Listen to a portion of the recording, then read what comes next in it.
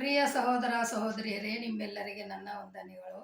ಕರ್ತನ ವಾಕ್ಯ ಇವತ್ತು ಯಾವುದಂದ್ರೆ ಲೋಕನ ಬರೆದ ಸುವಾರ್ತೆ 17ನೇ ಅಧ್ಯಾಯ 4, 5, 6ರಲ್ಲಿ ಹಾಗೂ ಇಬ್ರಿಯ 11, 4, 5, 6ರಲ್ಲಿ.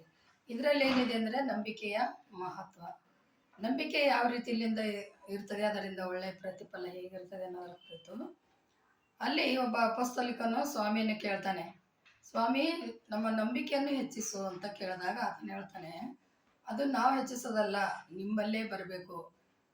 ಹೇಗೆ ಅಂದರೆ, ನಿಮ್ಮ ಹತ್ರ ಒಂದು ಸಣ್ಣ ಸಾಸಿವೆ ಕಾಳಷ್ಟು ನಂಬಿಕೆ ಇದ್ದರೂ ಕೂಡ ಈ ಮರವನ್ನು ಕಿತ್ತಿ ಸಮುದ್ರದಲ್ಲಿ ಹೋಗಿ ನಾಟಿಕೊ ಅಂದರೂ ಕೂಡ ಅದು ನಾಟ್ಕೊಳ್ತದೆ, ನಿಮಗೆ ವಿಧೇಯರಾಗ್ತದೆ. ಅದೇ ರೀತಿಯಿಂದ ನೀವು ನನ್ನಲ್ಲಿ ನಂಬಿಕೆ ಇಟ್ಟರೆ ಆ ಎಲ್ಲ ಕೆಲಸಗಳಾಗಲಿ ಅಥವಾ ಯಾವುದೇ ಒಂದು ಸಮಸ್ಯೆ ಆಗಲಿ, ರೋಗ ಆಗಲಿ, ಎಲ್ಲವೂ ವಿಶ್ವಾಸದಿಂದ ನಿಮ್ಮನ್ನು ದೇವರು ಪಡಿಸ್ತಾನೆ ಅಂಥೇಳಿ ದೇವರು ವಾಕ್ಯ ಹೇಳ್ತಾರೆ. ಅದಕ್ಕೆ ಒಂದು ಉದಾಹರಣೆ ಏನಂದರೆ ಇಬ್ರಿಯ 11, 4, 5, 6ರಲ್ಲಿ ಹೇಳ್ತದೆ, ಈ ಬೇಲನು ತನ್ನ ಶ್ರೇಷ್ಠವಾದ ಕಾಣಿಕೆಯನ್ನು ದೇವರಿಗೆ ಕೊಟ್ಟಿದ್ದರಿಂದ ಆತನ ಬಲಿದಾನವೇ ಆಗೋಯ್ತು. ಅದಕ್ಕಾಗಿ ದೇವರು ಅದರ ದ್ವಾರವಾಗಿ ಅವನಿಗೆ ಒಂದು ದೊಡ್ಡ ಸಾಕ್ಷಿಯನ್ನೇ ಕೊಟ್ಟ.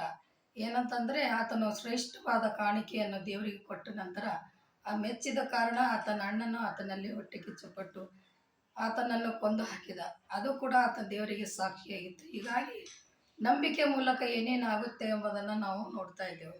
ಎರಡನೇದಾಗಿ ಏನಂದರೆ, ಹನೋಕನು ಸಹ ದೇವರ ಜೊತೆಯಲ್ಲಿ ಸ್ನೇಹ ಭಾವದಿಂದಿದ್ದು ಯಾವಾಗಲೂ ಅವರು ಒಬ್ಬರನ್ನೊಬ್ಬರು ಎದುರು ಅಂದರೆ ಮುಖಾಮುಖಿಯಾಗಿ ಮಾತನಾಡ್ತಾ ಇದ್ರು, ಸ್ನೇಹಿತರಂತೆ.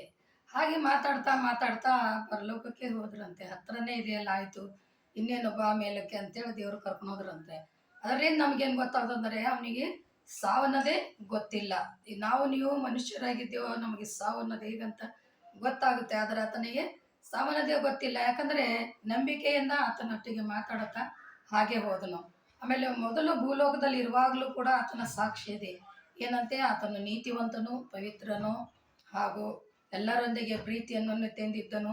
ಅದೇ ರೀತಿಯಿಂದ ಅವನು ಜೊತೆಗಿರ್ತಕ್ಕಂಥವ್ರೆಲ್ಲರೂ ಕೂಡ ಅದೇ ಅಂದರೆ ಅವನು ಮಾದರಿಯಾಗಿದ್ದ. ಇವತ್ತು ಕೂಡ ನಾವು ಅವನಿಗೆ ಮಾದರಿಯಾಗಿ ನೆನೆಸ್ಕೊಳ್ತಾ ಇದ್ದೇವೆ.